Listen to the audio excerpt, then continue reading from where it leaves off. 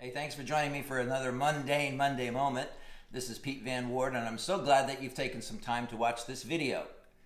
We've been talking about how to make Mondays, and really any day, a little bit better than what we typically expect. So what I want to talk about today is something we've been addressing in a number of our different videos, and that is that our attitude, our perspective, and even our experience with what happens on a Monday is often related to what's going on inside and how we feel. So if we feel after a good weekend that, I gotta go to work, we're a little down, we're a little frustrated, it not only is living in here, it shows up on our face, and then of course it affects our behavior. Now maybe you're wondering, well, why do I make such a point of it showing on our face? Of course it does. Well, the reason that I want to say that this is an important thing for us to consider is because when our face shows what's happening on the inside, it actually has an effect on our experience in a day. Now, what do I mean by that? Well, maybe the best way to reference this is by looking at a book that some of you may be familiar with, Blink by Malcolm Gladwell. Makes a lot of great points in that book. But one of his points of research has been on the area of expressions, and how our expressions on our face in particular have a way of determining what's going on inside.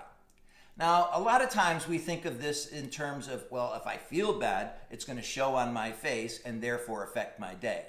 That's obvious. But what Malcolm Gladwell says is that it's also the opposite. That's what's happening on our face has physiological challenges and opportunities for our insides. Here's how he writes it. We think of our face as the residue of emotion. No surprise there. What this research showed, though, is that the process works in the opposite direction as well. Emotions can also start on the face. The face is not a secondary billboard for our internal feelings. It's an equal partner in the emotional process. So what does that mean for our Monday? Well, the challenge that I want to put forward today is, what would it look like if instead of allowing the emotions to kind of run wild inside and let it show on your face and therefore affecting the experience of your day, what if you walked into work or whatever it is you're about to do on a Monday and determined to allow your face to express something positive? To smile, to be joyful, to give yourself permission, even in the midst of things happening on the inside, to let your face show something different. And the science proves that when we do so, it changes how we feel, which then also changes how we experience the day.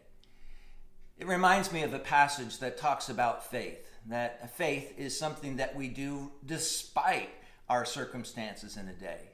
Now, sometimes this may feel inauthentic, but when you stop and think about it, because of our faith and what God has given us, we do have so much to rejoice about. We do have reasons to be glad and joyful, even if not everything is going right.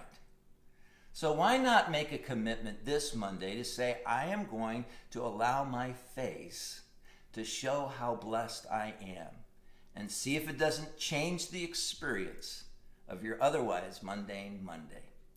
Thanks for joining me. If you find this helpful, please feel free to share it. And if you haven't already subscribed, please do so. It helps you to make sure that you never have to miss another talk like this. I'm so grateful that you've been here. Have a great rest of the week and see you next Monday.